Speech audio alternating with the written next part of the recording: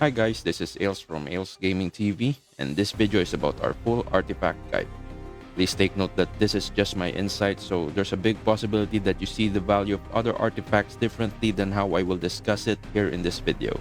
In this case, I will only recommend that you use this guide as one of your resources that you can check to have a better artifact build than every one of us. But before we begin, if you would love to see more solo leveling arise content, then please like and subscribe. This will really mean a lot to me, and it will give me more opportunities to reach more players all over the world who need guidance and a little bit of entertainment on their journey. So enough said, and let's jump right into the video. Els Gaming TV. Artifacts are one of the most important things to upgrade here in SLA. These gears contribute a huge amount of total power that will help you increase the strength of your whole team. So if you want to reach the recommended total power of a certain dungeon, then upgrading artifacts will be your best option. Another thing is artifacts have different level requirements and rarities, but the only gear that is worth upgrading is the one that has levels 50 and 55. However, if you're still low level, upgrading your level 35 legendary gear will still do its job until you get higher level artifacts. Keep in mind that a higher level artifact will always be better even if it's only blue rarity compared to a gold one that has a lower level. So first, let's talk about the armor set. There are a total of 4 pieces of gear you can equip in this lot. It consists of a helmet, body armor, gloves, and boots. For the body armor and gloves, the main stats of these gears are fixed, since the armor can only have additional defense while the gloves can only have additional attack main stats. For the helmet, you can get additional attack, HP, defense, and their percentage versions. Then for the boots, you can get HP and defense percentage, healing given increase, defense penetration, and critical damage. Take note that it is important that you equip the correct main stat for your build, since the main stat will always increase every time you upgrade your artifact. So choosing gear that doesn't have a good main stat just for the sake of getting the 4-piece set effect is always not worth it. So next will be the substats.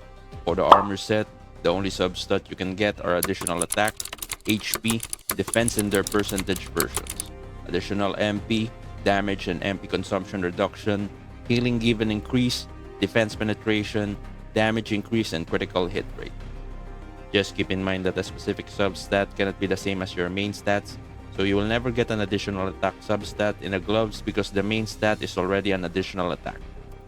Another thing is that the critical hit rate substat is only available in the armor set, just like the critical hit damage is only available in the accessories. So if you plan to increase your critical hit rate, then you should look for it in the armor set substats. So now let's talk about the different armor sets.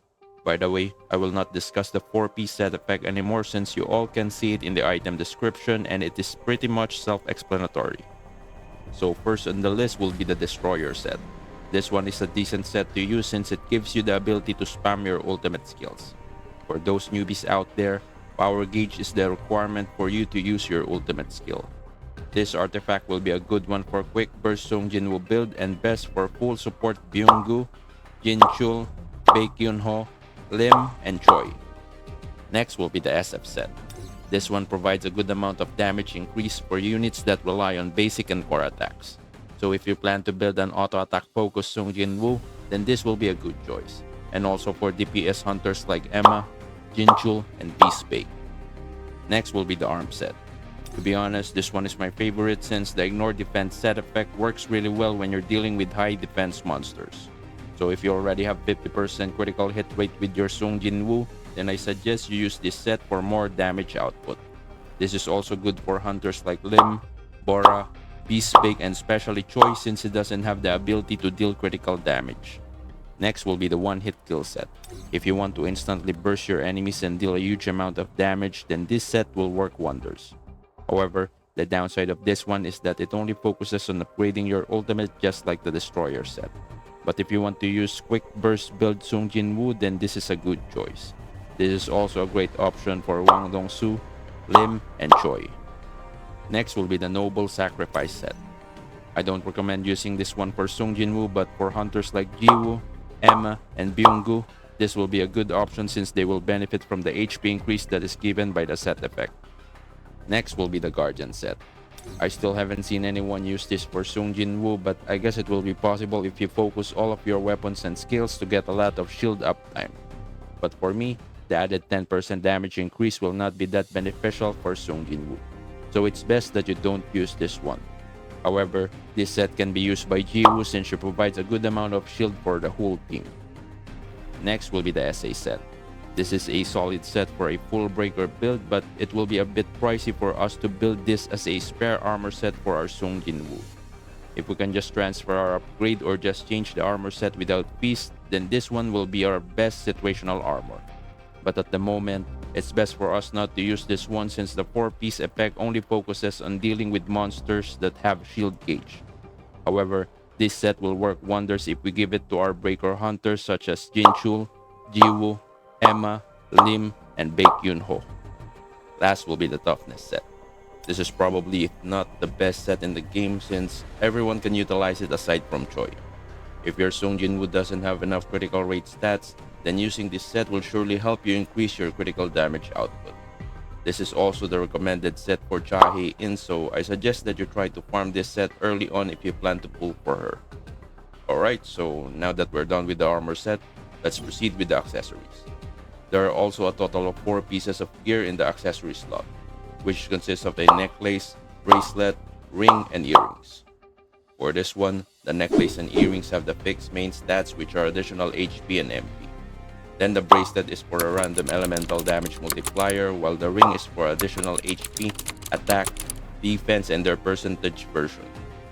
The substats you can get in the accessories are just the same as with the armor set except for the critical hit rate since the critical hit damage substat is the one that is available here in the accessories. So first is the Viridiescent set. This one is a decent set for sungjinwoo since it increases the damage of his skills while also decreasing their cooldown.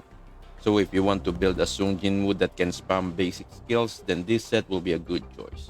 This is also great for hunters like Byunggu, Bora, Wang Dongsu, Jinchul, Lim, Baekhyunho, and Choi. Next is the OC set. I will not recommend this one for sungjinwoo since it is basically a support set, so the ones who will benefit the most from this set effect will be the full support Byunggu, Jinchul, Bora, and Wang Dongsu. Next is the Beast set. This one is arguably the best set you can use for your sungjinwoo since it increases your attack by a lot. Any hunters that relies on their attack and critical hits will also benefit from this set like Silver Main Beck. Next will be the Skeleton set.